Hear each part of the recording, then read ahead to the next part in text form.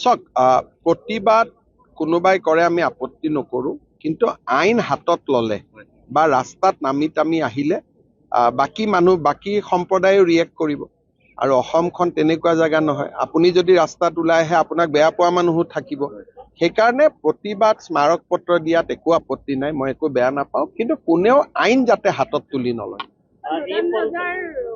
দদান ৰজাৰ যেনেকে আমি লাচিত বৰফুকনৰ প্ৰতিমূৰ্তি নিৰ্মাণ কৰিছোঁ, মোৰ মনত এটা ইচ্ছা আছে যে অসমত যিসকলে মোগলক আক্ৰমণ কৰিছিল বা সেই সময়ত যি মুছলমানসকলে অসমক দখল কৰিব চেষ্টা কৰিছিলে, পিঠুৱে বাধা দিছিল, কনচেং বৰপাত্ৰ গোহাঁয়ে পৰাজিত কৰিছিল মোগলক, তুৰ্বকক।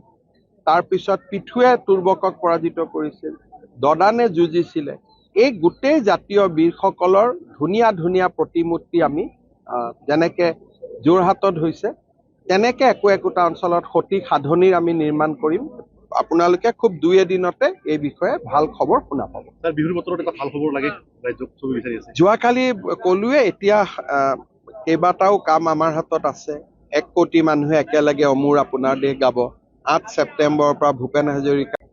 চাওক, প্ৰতিবাদ কোনোবাই কৰে আমি আপত্তি নকৰোঁ, কিন্তু আইন হাতত ল'লে বা ৰাস্তাত নামি টামি আহিলে বাকী সম্প্ৰদায়ো ৰিয়েক্ট কৰিব।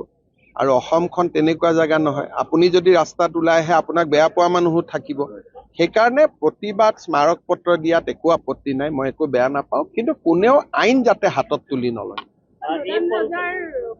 দদান ৰজাৰ যেনেকে আমি লাচিত বৰফুকনৰ প্ৰতিমূৰ্তি নিৰ্মাণ কৰিছোঁ, মোৰ মনত এটা ইচ্ছা আছে যে অসমত যিসকলে মোগলক আক্ৰমণ কৰিছিল বা সেই সময়ত যি মুছলমানসকলে অসমক দখল কৰিব চেষ্টা কৰিছিলে, পিঠুৱে বাধা দিছিল, কনচেং বৰপাত্ৰ গোহাঁয়ে পৰাজিত কৰিছিল মোগলক, তুৰ্বকক। তাৰপিছত পিঠুৱে তুৰ্বকক পৰাজিত কৰিছিল, দদানে যুঁজিছিলে। এই গোটেই জাতীয় বীৰসকলৰ ধুনীয়া ধুনীয়া প্ৰতিমূৰ্তি আমি যেনেকে যোৰহাটত হৈছে, তেনেকে একোটা অঞ্চলত সতী সাধনীৰ আমি নিৰ্মাণ কৰিম। আপোনালোকে খুব দুই এদিনতে এই বিষয়ে ভাল খবৰ শুনা পাব। বিহুৰ বতৰত এটা ভাল খবৰ লাগে, ৰাজ্যক চবে বিচাৰি আছে। যোৱাকালি ক'লোৱে, এতিয়া কেইবাটাও কাম আমাৰ হাতত আছে। 1 কোটি মানুহে একেলগে অমূৰ আপোনাৰ দেশ গাব 8 ছেপ্টেম্বৰৰ পৰা ভূপেন হাজৰিকা। চাওক, প্ৰতিবাদ কোনোবাই কৰে আমি আপত্তি নকৰোঁ, কিন্তু আইন হাতত ল'লে বা ৰাস্তাত নামি টামি আহিলে বাকী সম্প্ৰদায়ো ৰিয়েক্ট কৰিব। আৰু অসমখন তেনেকুৱা জেগা নহয়, আপুনি যদি ৰাস্তাত ওলাই আহে আপোনাক বেয়া পোৱা মানুহো থাকিব। সেইকাৰণে প্ৰতিবাদ স্মাৰক পত্ৰ দিয়াত একো আপত্তি নাই, মই একো বেয়া নাপাওঁ, কিন্তু কোনেও আইন যাতে হাতত তুলি নলয়। দদান ৰজাৰ যেনেকে আমি লাচিত বৰফুকনৰ প্ৰতিমূৰ্তি নিৰ্মাণ কৰিছোঁ, মোৰ মনত এটা ইচ্ছা আছে যে অসমত যিসকলে মোগলক আক্ৰমণ কৰিছিল বা সেই সময়ত যি মুছলমানসকলে অসমক দখল কৰিব চেষ্টা কৰিছিলে, পিঠুৱে বাধা দিছিল, কনচেং বৰপাত্ৰ গোহাঁয়ে পৰাজিত কৰিছিল মোগলক, তুৰ্বকক। তাৰপিছত পিঠুৱে তুৰ্বকক পৰাজিত কৰিছিল, দদানে যুঁজিছিলে।